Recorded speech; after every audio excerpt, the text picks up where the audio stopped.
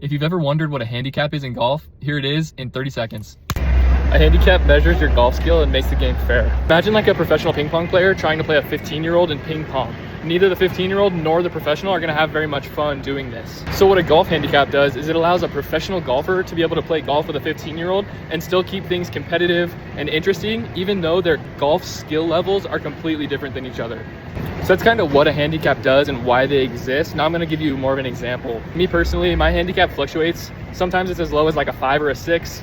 Sometimes it's all the way up to the 10, even maybe like a 12 handicap. If I'm an 8 handicap playing against a 28 handicap, what that's saying is on a par 72 course, on average on a good round for me, I'm going to shoot about 80, whereas they're going to shoot about 100.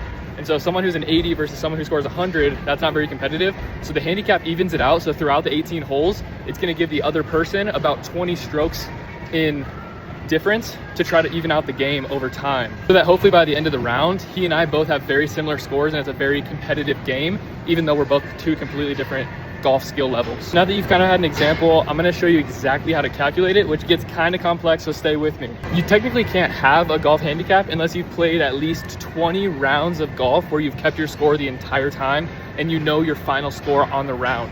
Once you've got those 20, you write them all down on a piece of paper, the score that you scored. So it might be 100, it might be 90, it might be 92, it might be 97. Write them all down so that you have 20 scores on a piece of paper. The next thing you do is you cross out the highest 12 scores and you only keep the 8 best scores out of that list of 20. Once you have that list of 8, you add them all together and then divide by 8 to find the average of those 8 scores that are the best of the 20.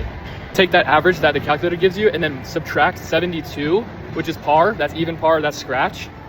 And then whatever number's left, it should be like somewhere between 1 and 30, 40, something like that. And the number you're left with is your handicap, unofficially, but it's your handicap. What this number means is on a good day for you as a golfer, if you have a good day, on average, you're gonna score about that many strokes over par.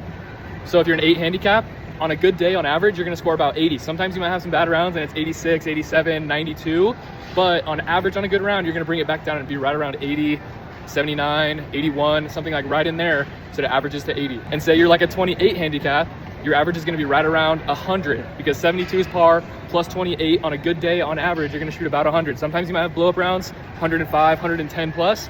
Other days you might even have like a 90 or 95, 92, something like that, and it brings the average back down and you're going to average right around 100 on a good day. To bring it all together, when the professional golfer plays a 28 handicap, say the professional golfer is a scratch, he's a 0 handicap, meaning he shoots 72 on a good day on average. What that means is that when you both finish your round, you're gonna compare the scratch golfer's score to his normal 72